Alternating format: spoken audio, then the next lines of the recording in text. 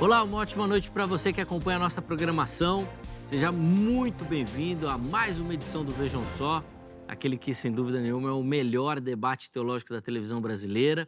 Sempre um privilégio, uma alegria poder dividir esse momento com você, que curte o programa, que interage com o programa, que acompanha as nossas temáticas, que entende a importância, na verdade, de se aprofundar no conhecimento teológico, nas escrituras sagradas. E a nossa intenção, nosso objetivo aqui é abrir um espaço, um fórum, para que nós possamos discutir, debater e, obviamente, aprender sobre aquilo que a Bíblia tem para nos ensinar. Já vou aqui na sequência apresentar os convidados de hoje para a gente poder conversar sobre um tema muito sensível, delicado e que ganha muito espaço, né, no nosso meio, na nossa sociedade atualmente. Fica ligadinho aí para a gente poder conversar. Antes, só vou deixar aqui para você meu perfil lá no Instagram. Se quiser chegar por lá também, vai ser um privilégio poder dividir esse espaço contigo. Zeca_Pereira. Pode mandar lá sua mensagem, repercutindo os assuntos que nós tratamos aqui e outros temas também, sugestão de assuntos para a gente debater, de convidados. É um espaço lá democrático para a gente poder conversar, tá bom? Fico sempre muito feliz com o feedback, com o retorno, com as mensagens que eu recebo da nossa audiência, tá bom? Deixa eu apresentar então aqui os nossos convidados para a gente poder começar a nossa conversa. E é com muita alegria que nós recebemos hoje aqui nos nossos estúdios o evangelista Fábio Rodrigues. Ele que é teólogo e psicanalista. Graça e paz, meu irmão, seja muito bem-vindo, uma ótima noite, uma alegria conhecê-lo e recebê-lo aqui no programa. Como é que vai?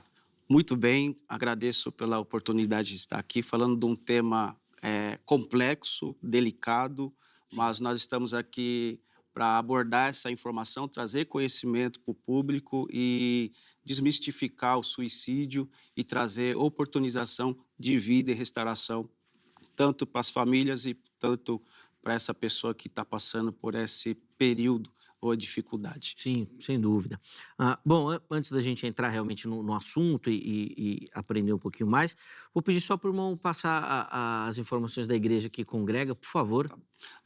Nossa igreja chama Rologos, fica ali na Atílio Piffer, número 76, e nós temos também um programa do podcast chamado Cristosofando, onde também tem outras informações que nós levamos debates, entrevistas e etc. Vou junto com o O nosso pastor Emerson Cicarelli, um beijo para ele. que também temos a oportunidade de recebê-lo aqui em várias Justamente. oportunidades também. Obrigado, viu, Nada. evangelista, pelo carinho.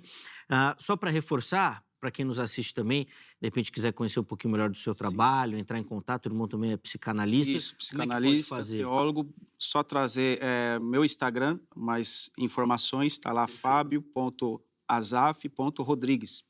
Ali você vai me encontrar. Boa. Inclusive, o Instagram já apareceu e nós vamos deixar salvo no perfil oficial do programa Vejam Só, para você poder acessar por lá também, se tiver interesse, pegar outras informações. De novo, obrigado, viu, meu irmão, pelo carinho. E nós temos também o privilégio de receber nessa noite a psicóloga Jussara Lira, que é também parceira do Vejam Só, sempre gentilmente atende os nossos convites, nos ajuda aqui na caminhada. Estava um tempinho ausente, mas é uma alegria revê-la, minha irmã. Graça e paz, ótima noite, seja bem-vinda. Graça e paz, Zeca. É sempre uma honra poder retornar ao Vejam Só e sempre com temas bem relevantes, né, para a nossa vida cristã. Sim. Né? É um prazer, evangelista, estar com o senhor aqui, também psicanalista, né? Tenho certeza que vai ser um tempo de muita instrução para a igreja, né? Que seja um tempo, pelo tema, a gente já sabe que é algo muito atual. Sim. E necessário a igreja se preparar com ferramentas para lidar com o adoecimento emocional das pessoas que também estão dentro da igreja. Né? Muito bom estar aqui, viu, Zeca? Sim. É uma honra. A alegria é nossa, minha irmã, de recebê-la aqui, de poder aprender contigo. O tema é super oportuno porque a gente começa a perceber, e não deveria ser diferente, que os nossos irmãos em Cristo também são atingidos por essas mazelas. Durante um tempo, infelizmente, a gente achou que era todo mundo blindado quanto a isso, né? Então, eu acho que é mais do que oportuno a gente conversar e pensar, refletir um pouquinho sobre o assunto. Bom, mas antes da gente entrar na questão, vou pedir só para a irmã passar as referências da igreja também, que a irmã congrega, por favor. Nós estamos ali no Itaim Paulista, a Assembleia de Deus Casa Firme, fica em frente ao 50DP, na Tiburcio de Souza 999.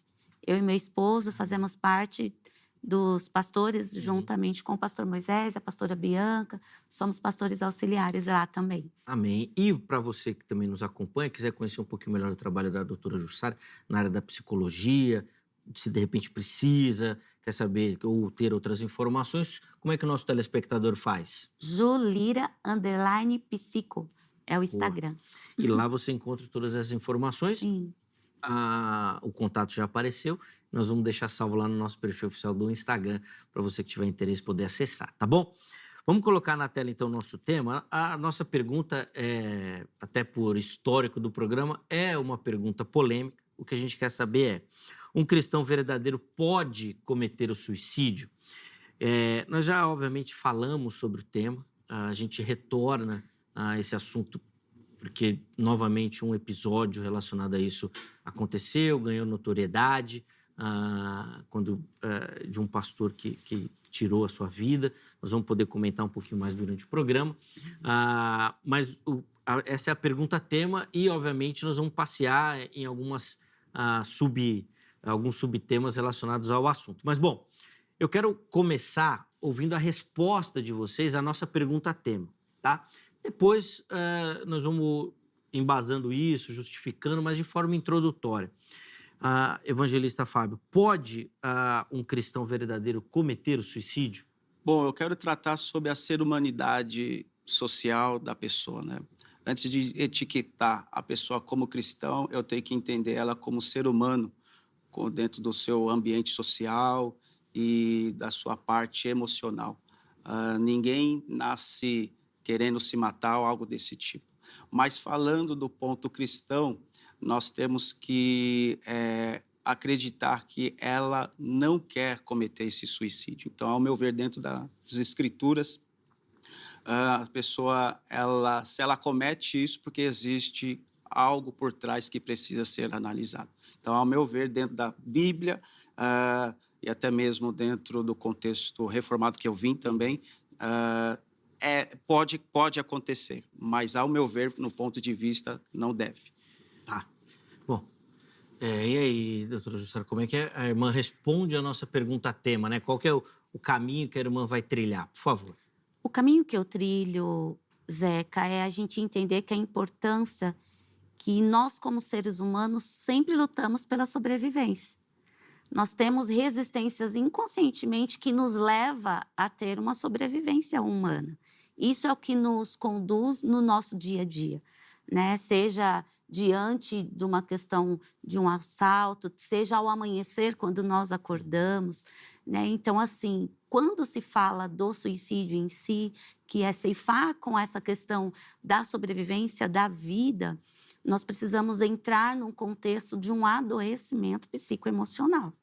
Então, o que está levando ao flagelo da minha condição de sobrevivência, que flagela a minha construção da minha vida para me poder querer ceifá-la. Né? Então, a gente precisa ter um entendimento que isso pode vir de um adoecimento psicoemocional e não perder a vida em si. Né? Eu acho que no decorrer do tema aí, nós vamos trabalhar a questão do suicídio cientificamente. Ela traz os 3D, né? Que é o desespero, o desamparo e a desesperança. Então, dentro desses temas, que são temas que acabam trazendo um adoecimento psicoemocional, quando a gente fala da nossa saúde espiritual é importante, saúde física também, mas a saúde mental hoje, nós como cristãos precisamos também estar atento a essa condição, desconectar um pouquinho do espiritual e entender que dentro do nosso ser humano existe a condição de saúde mental também. Sem dúvida, eu acho que talvez o mundo pós-pandemia tenha dado mais valor a isso. Um start, né? Essa questão da saúde mental.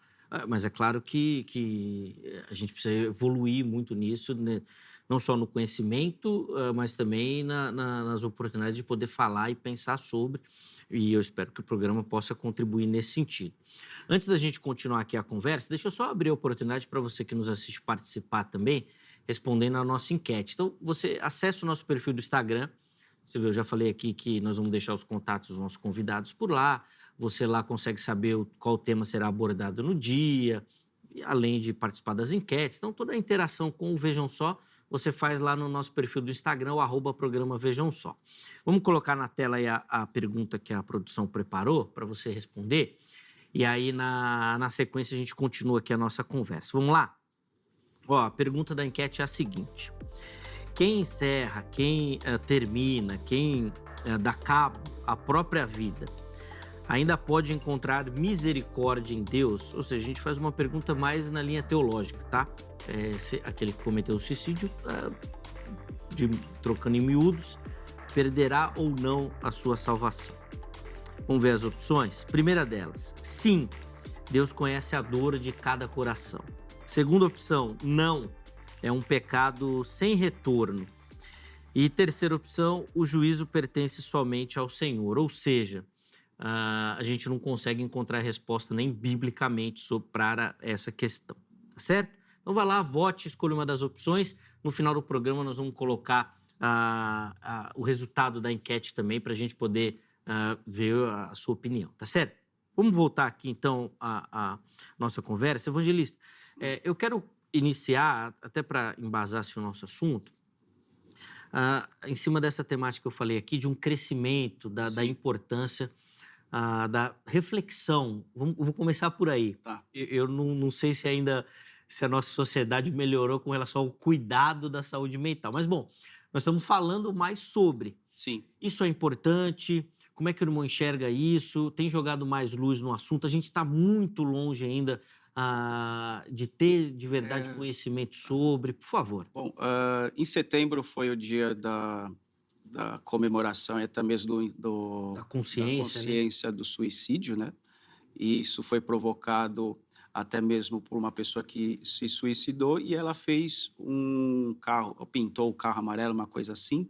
E aí um dos amigos, em cima disso, fez a consciência contra o suicídio, né?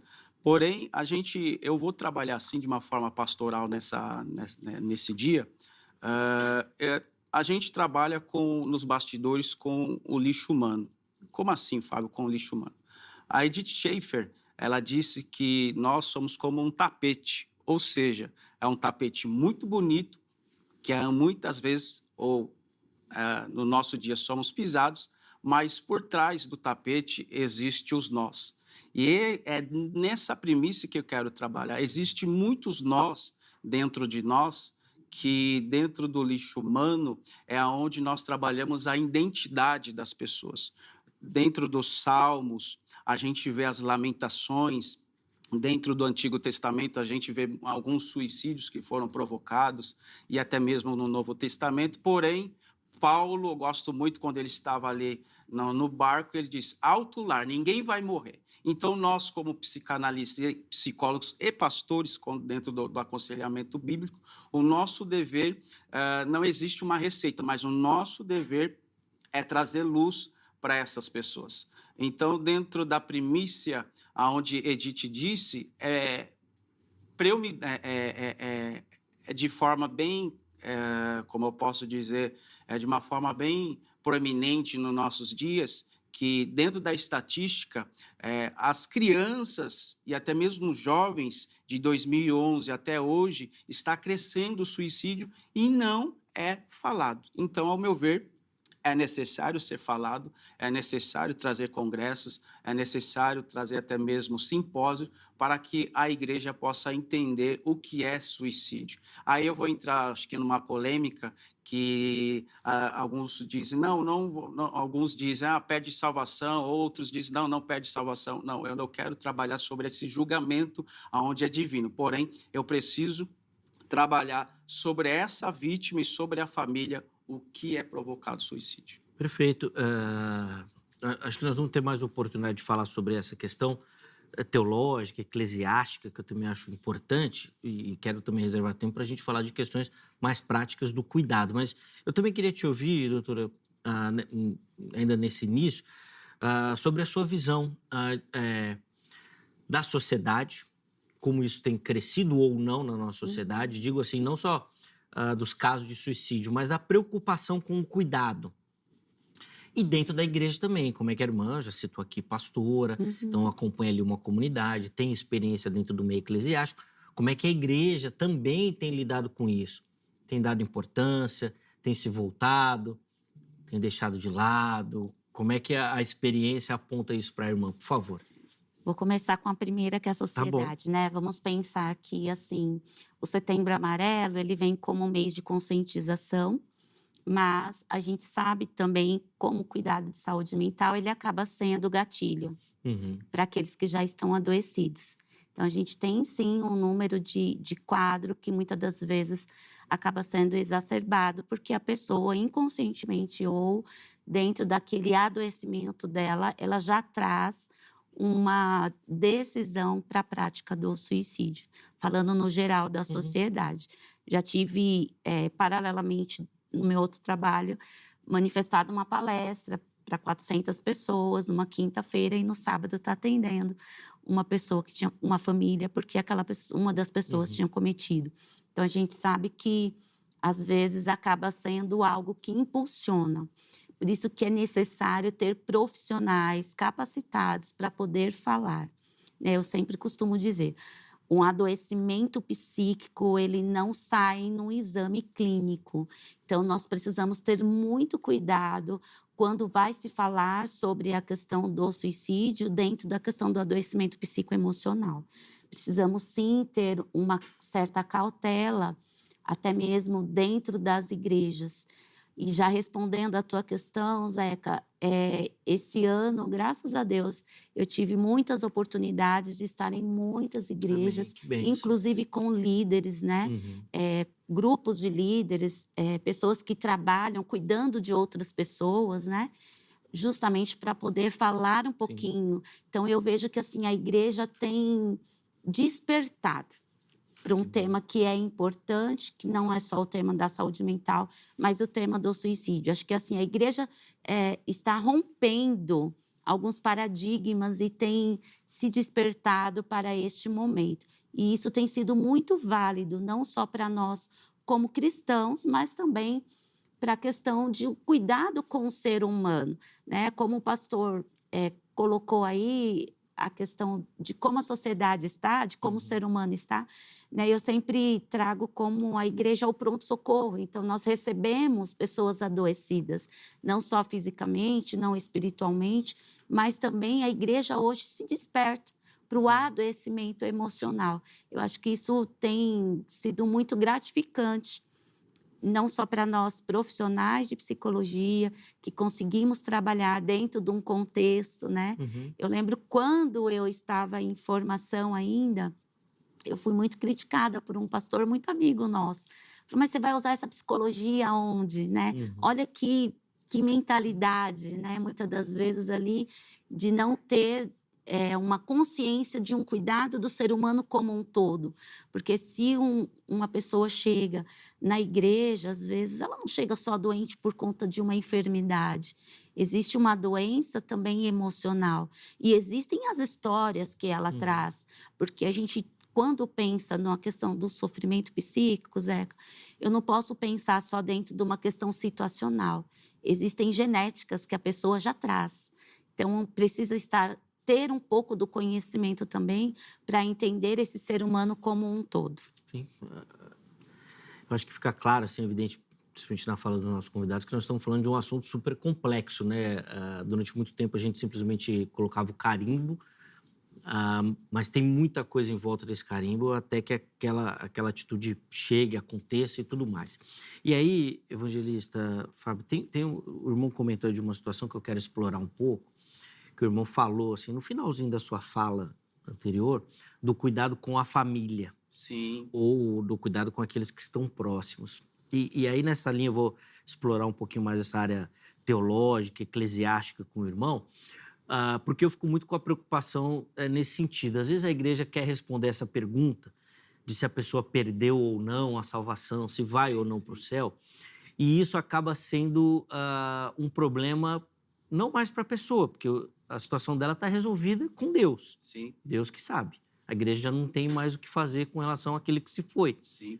mas tem muito o que fazer com aqueles que ficam. E, às vezes, o trato com a situação acaba atrapalhando aqueles que ficam. Sim. A família. Queria que o irmão comentasse um pouquinho sobre O isso. suicídio, talvez ela concorde, a psicóloga concorde comigo ou não, é um ato egoísta.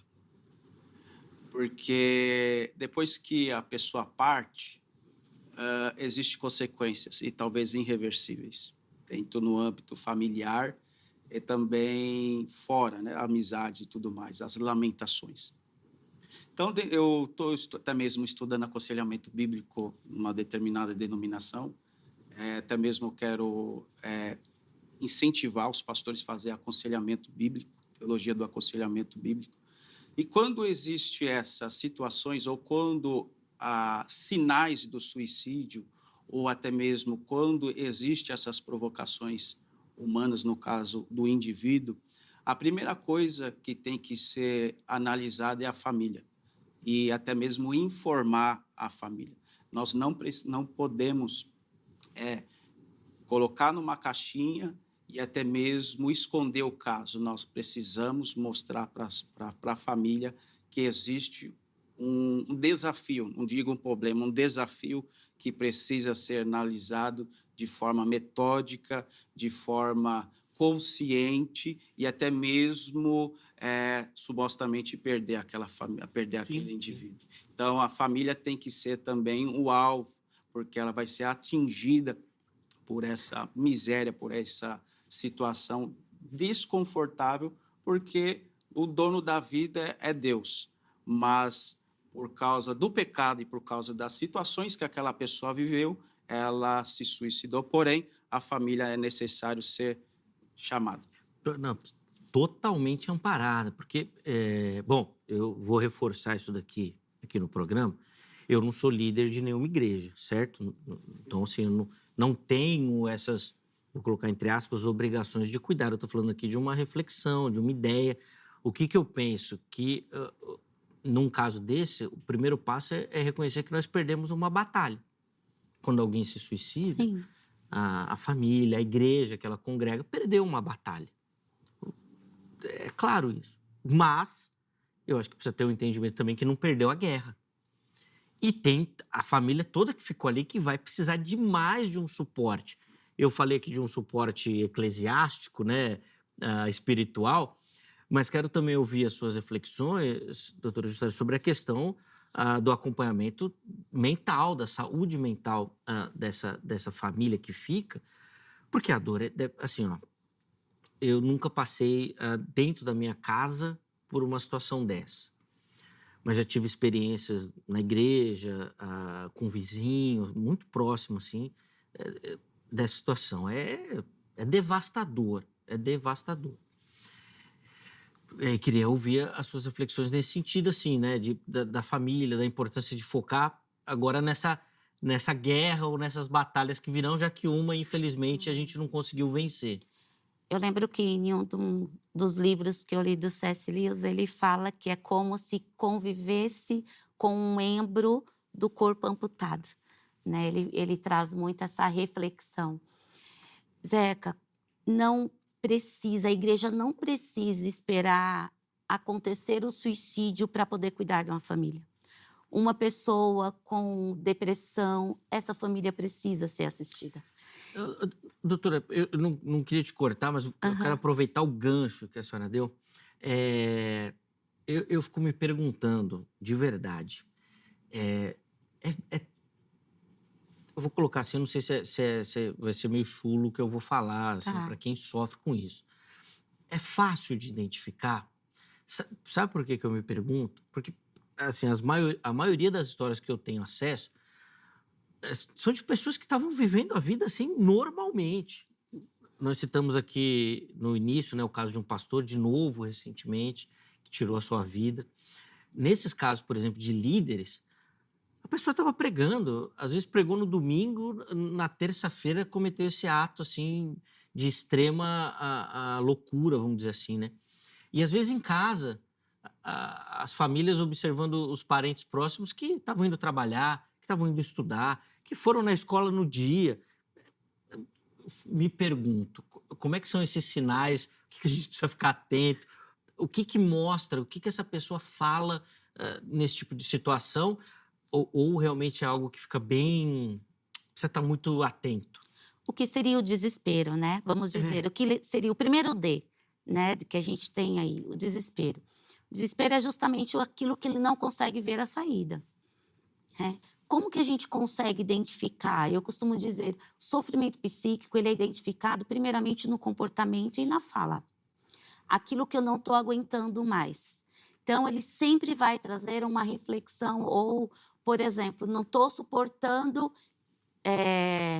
esse tapete aqui na sala, não estou suportando tal coisa em tal lugar, não estou suportando... Ali já existe um sofrimento psíquico.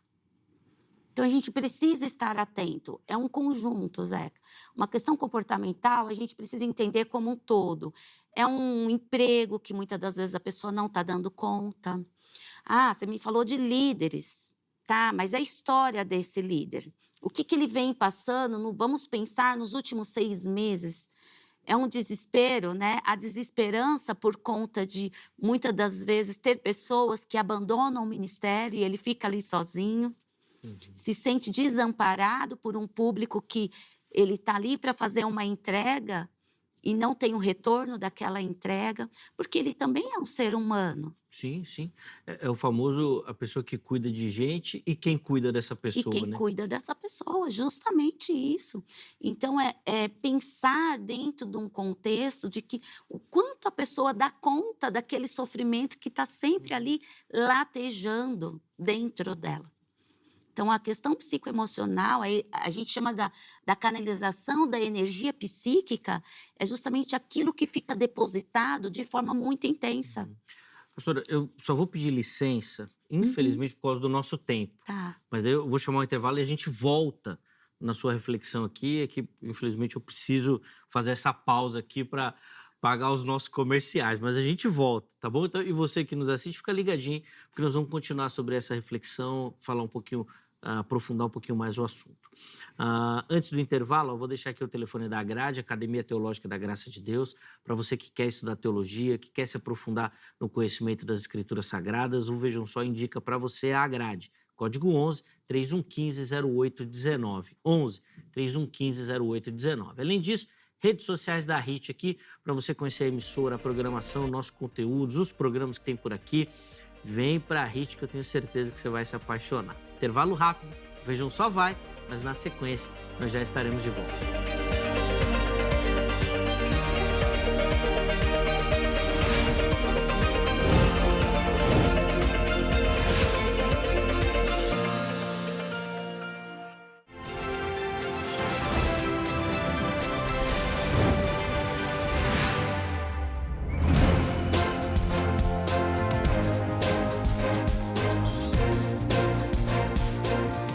Muito bom, já estamos de volta com o Vejam Só, intervalo rapidinho aí na nossa conversa. Hoje falando sobre essa temática do suicídio e a nossa proposta aqui não é nem tanto teológica responder se a pessoa perde ou não a salvação, nós estamos querendo entender e lançar a luz um pouquinho mais sobre essa dinâmica. Infelizmente eu precisei encerrar o primeiro bloco no meio da fala da doutora Jussara, do raciocínio, mas nós vamos tentar retomar essa questão, tá, doutora Jussara? Inclusive, a gente falava exatamente sobre os sinais, né? Como é que quem está próximo consegue perceber e até se a pessoa dá, né, de verdade, algum sinal. E eu mencionei que via de regra, parece que, bom, pelo menos a maioria, né, das pessoas leva uma vida normal. Inclusive, eu vou abrir, eu não sei por que eu faço isso, né, mas vou abrir meu coração aqui, falando da minha experiência. Quando eu comecei a fazer terapia, foi um pouco nesse sentido, né? Porque eu achava que minha vida era normal, né? Até o psicólogo falar, tem alguma coisinha aí que você precisa olhar e cuidar. Mas eu mesmo não conseguia reparar, né? Então, eu fico muito atento com essa questão, porque eu acho que nem sempre a pessoa manda um sinal. Mas alguma coisa muda ou Sim. muda na história de vida da pessoa. Ou muda na rotina, a perda de um trabalho, ou já indo para um outro trabalho, que muitas das vezes tem a fase da adaptação, esse novo inesperado. Então, nós temos hoje um índice muito alto dos nossos jovens, né, já na adolescência, cometendo suicídio, né? Eu brinco com as famílias, eu falo que antigamente o castigo para os jovens ou para a criança era ir para o quarto. E hoje é para os pais tentar tirar essas crianças de dentro desse quarto, né? A gente tem um contexto também de uma comparação, né? Falando um pouco dos jovens. Então, a gente precisa estar atento, Zeca, sempre ao comportamento. Mudanças de comportamento que vão surgindo, né? O que gostava de comer, ou que não gosta mais de estar junto, o isolamento. Então, são sinais que a gente fala, até mesmo dentro dessa própria rotina. Ah, mas é alguém que não apresentou sinal nenhum. Mas se você está de fora e está vendo que ela está passando, vamos pensar aí numa questão de um líder, né? Então, ele vem pós-pandemia, tentando continuar pregando o evangelho, meio com tantas dificuldades, seja ela financeira, muitas igrejas que acabaram que optar por ir para as redes sociais, o templo ficou, né, um pouco menor, né, e ganhou, sim, uma visibilidade um pouco maior dentro da questão da rede social, lidar com essa exposição, questões familiares que muitas das vezes esse líder também passa. Então, a gente precisa estar atento a esse adoecimento, que às vezes estar lá é aquilo que o papel obriga ele de estar ali para fazer. O papel obriga que ele esteja ali, né? Mas o adoecimento psicoemocional está ali, está latente. Existe interiormente uma questão de desespero, de desamparo, porque tenho todo mundo, mas quando se trata de mim, eu estou sozinho. Sim. Evangelista, eu também fico com uma questão que às vezes me salta aos olhos, que é esse confronto de gerações que normalmente a gente vive, né? Sim, Então, por exemplo, eu sou um cara nascido nos anos 80, mas sim. minha adolescência, juventude Certo. nos anos 90. Onde alguns temas a gente nem tratava, porque o pessoal falava, "Ih, coisa boba", Sim, sim. ou menosprezava isso. Hoje são temáticas que ganham grandes proporções. Então, por exemplo, às vezes aqueles romances da adolescência, todo mundo já sofreu por um amor da adolescência, mas hoje parece que é o fim do mundo, né? Questões relacionadas ao trabalho também, todo mundo já passou por uma desilusão profissional, mas hoje também parece que isso é um grande problema. Como é que essas gerações vão se enfrentando? Porque às vezes as dores de uns são tão grandes, mas não são sentidas pelos outros, né? Sim. E pais e filhos e líderes e tutelados às vezes têm esses desafios. Eu vou falar de mim, talvez é a primeira e a última vez que eu vou falar sobre isso. Eu já tive essa crise de suicídio. Lacan fala sobre isso por busca de sentido e Freud fala que é uma fuga, né? Foi difícil, a minha família, ela não entendia o que era isso. Meu pai veio de uma outra geração, pensava que isso era frescura, mas quando eu busquei ajuda psicológica, nem foi pastoral, foi psicológica, ele identificou alguns fatores que era necessário ser trabalhados. E graças a Deus, ele entendeu que era a busca de sentido. Ser cristão, às vezes a gente falta sentido na vida. Ser pastor não é somente fazer sermão ou algo desse tipo. A geração que nós trabalhamos hoje é totalmente diferente da passada. Antigamente era bolinha de gude, era futebol, a gente conseguia, entre aspas, resistir a algumas pressões. Hoje, a geração atual hoje se trabalha com burnout, hoje trabalha com ansiedade, se trabalha com TAG, que é transtorno geral de ansiedade, que eu tinha, por repetições de trabalho dentro da igreja e outras coisas. Então, não é frescura, não é mimimi, não é uma geração fraca, mas é uma geração que está hoje automatizada com a indústria da tecnologia que aflige. Eu vou trazer eu tenho um sermão, né, em Mateus capítulo 24, que aonde está o cadáver, está o abutre. A palavra ali, cadáver, é pitoma, que quer dizer cadáver. Tem muitos cadáveres dentro da nossa sociedade, dentro da igreja, que está morto. Sim. E que está em volta a muitos abutres, seja no Instagram, seja nas mídias sociais, e em um clique pode fazer mal. Então, que você estiver passando por essa deficiência, por essa pressão, evite, porque é onde a tecnologia também está fazendo mal. Sim. E que pode as pessoas são provocadas ao suicídio. Às vezes, eu vou em alguns debates, converso com o pastor, e faz os cortes que destrói a nossa imagem. E se nós não tivermos uma inteligência emocional, se nós não tivermos um amparo de um pastor que tem experiência, a gente destrói todo o nosso trabalho. Mas você deu até uma ideia para um tema aqui, ó. Crente que faz corte para denegrir a imagem de outro crente. É crente mesmo? É que tem muito Eu acho que crente não. nessa frase aí, mas depois nós temos que melhorar isso.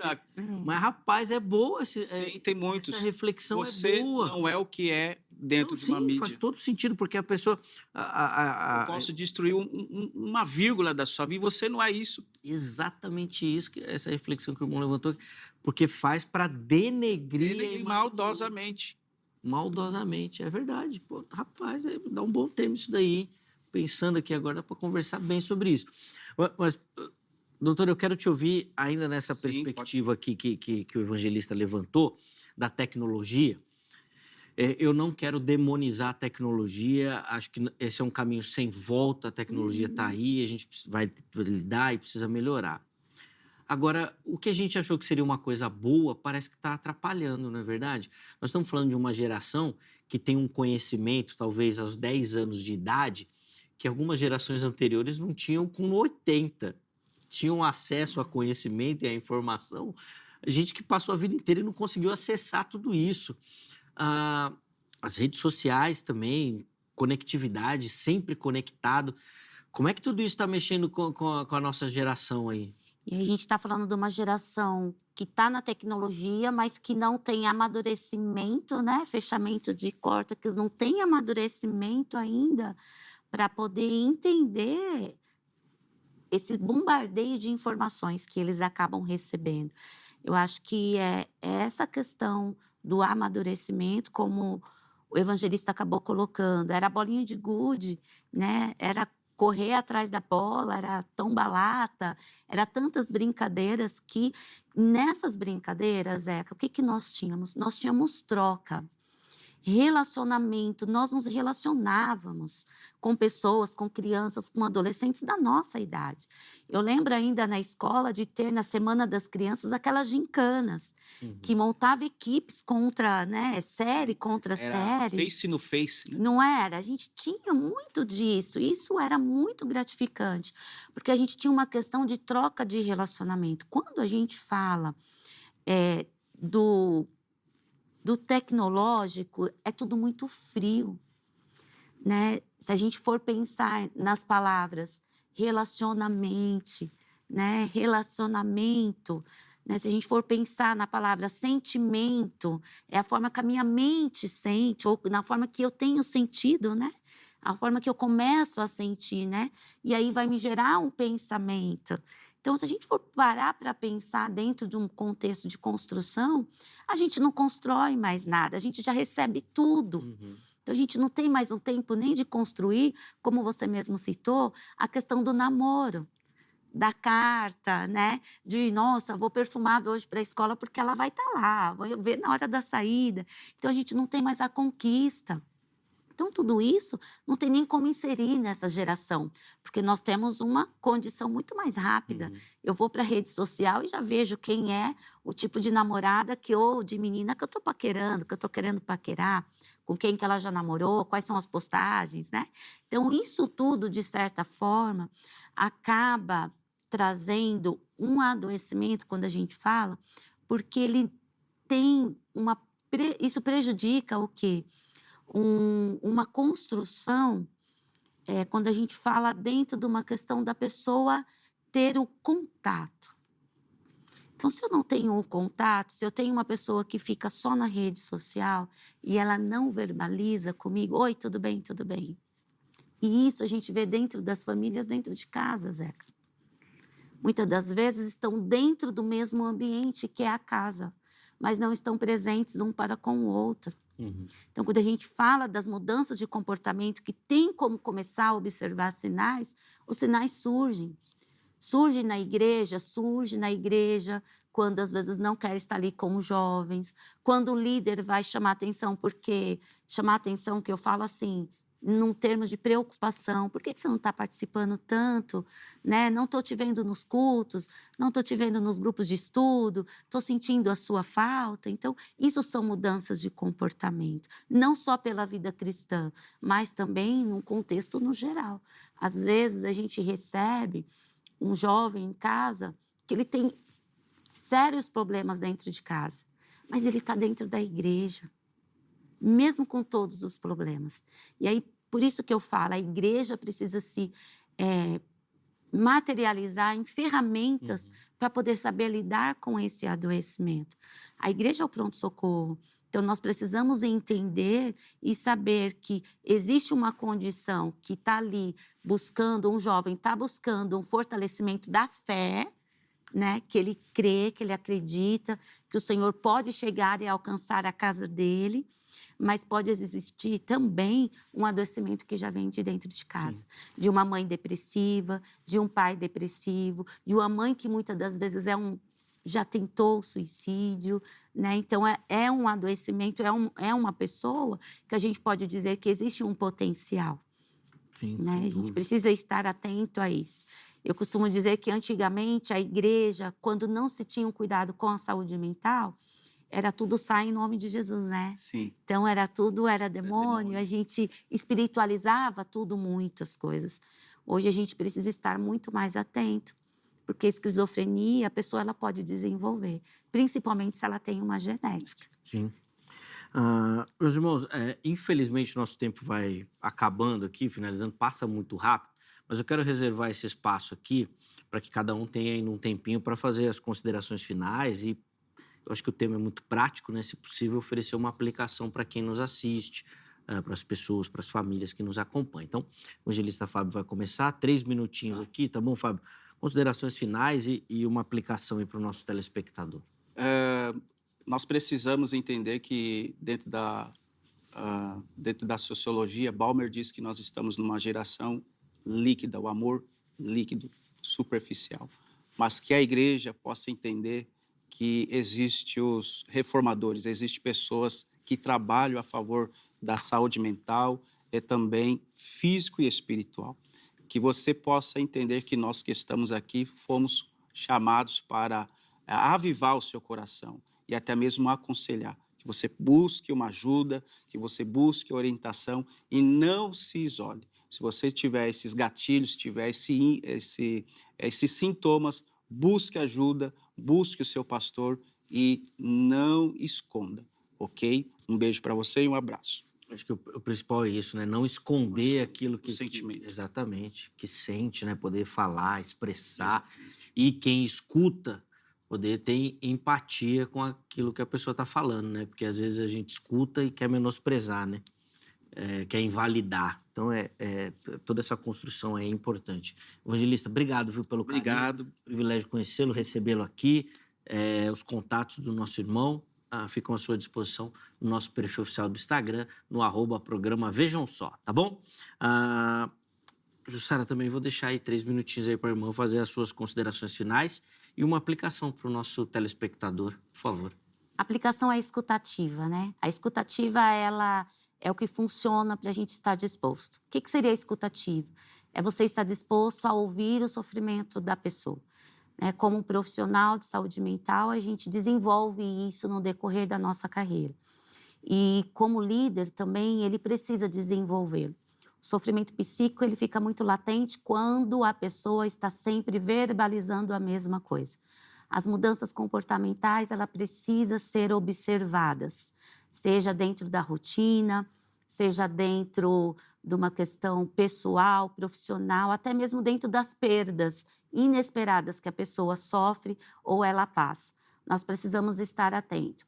Às vezes a pessoa perde algo ou passa por um momento, né? A gente sempre costuma dizer, os 6 meses é o tempo crucial para a gente poder entender se ela vai dar conta ou se ela vai entrar dentro de um sofrimento constante diante de uma situação que fragiliza a saúde emocional dela. Como líder, nós precisamos fortalecer, né? Acho que a igreja, tenho certeza, que a igreja, quando ela prega a palavra, ela vai sempre pregar a esperança, né? Cristo é a esperança, né? Jesus disse que ele veio para nos trazer vida e vida em abundância. Então, é dentro desse contexto que nós precisamos sempre fortalecer e jamais aniquilar ou desprezar um sofrimento psíquico, porque ele existe e existe, como o evangelista falou, profissionais excelentes aí à disposição para poder ajudar a pessoa a passar por aquele tempo e entender que é situacional, não é para sempre. Ótimo, doutora Jussara Lira, psicóloga. Os contatos da nossa irmã também à sua disposição no perfil oficial do Instagram do Vejam Só.